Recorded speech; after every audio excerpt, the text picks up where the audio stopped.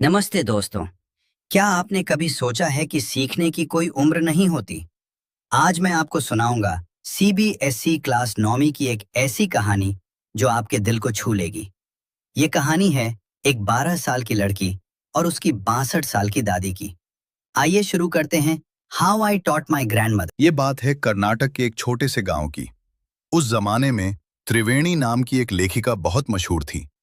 उनका एक उपन्यास आता था जिसका नाम था काशी यात्रे।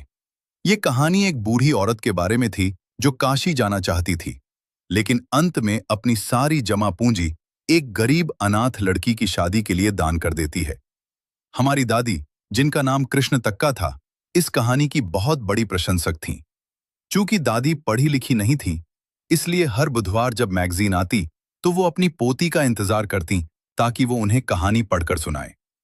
एक बार पोती एक शादी में दूसरे गांव चली गई और वहां एक हफ्ता रुक गई।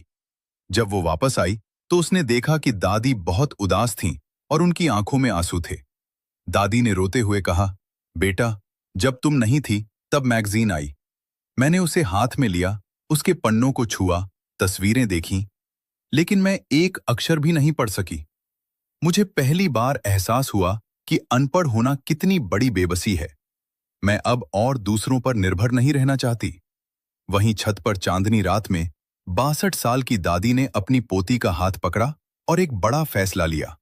उन्होंने कहा, मैं कल से कन्नड़ वर्णमाला सीखूंगी और दशहरा तक इस लायक बन जाऊंगी कि अपनी पसंद की किताब खुद पढ़ सकूं। पोती पहले तो हंसी, उसने मजाक भी उड़ाया कि इस उम्र में पढ़ाई कैसे होगी, लेकिन दादी का इरादा पक्का था। उन्होंने कहा, सीखने के लिए कोई भी उम्र बड़ी नहीं होती, बस लगन होनी चाहिए। अगले ही दिन से दादी की क्लास शुरू हुई। दादी एक बहुत ही होनहार छात्रा निकली। वो रोज होमवर्क करती, रसोई में काम करते हुए भी अक्षरों को दोहराती और बहुत मेहनत करती। और फिर वो दिन आया जिसका सबको इंतजार था, दशहरा।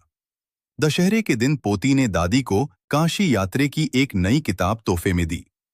लेकिन तभी दादी ने कुछ ऐसा किया जो किसी ने नहीं सोचा था। उन्होंने अपनी 12 साल की पोती के पैर छुए। पोती घबरा गई और बोली, दादी, आप मुझसे बड़ी हैं, आप मेरे पैर क्यों छू रही हैं? तब दादी ने मुस्कुराकर कहा, मैं अपनी पोती के पैर नहीं छू रही, बल्कि उस गुरु के पैर छू रही हूं जिसने मुझे अज्ञानता के अंधेरे से निकालकर ज्ञान की रोशनी दिखाई है। एक शिक्षक हमेशा सम्मान के योग्य होता है, चाहे वो उम्र में छोटा ही क्यों न हो। तो दोस्तों, दादी ने उस दिन न सिर्फ किताब पढ़ी, बल्कि पूरी दुनिया को सिखा दिया कि अगर इंसान कुछ ठान ले तो कुछ भी नामुमकिन नहीं है। अगर आपको यह कहानी अच्छी लगी तो वीडियो को लाइक करें और हमारे चैनल को सब्सक्राइब करें।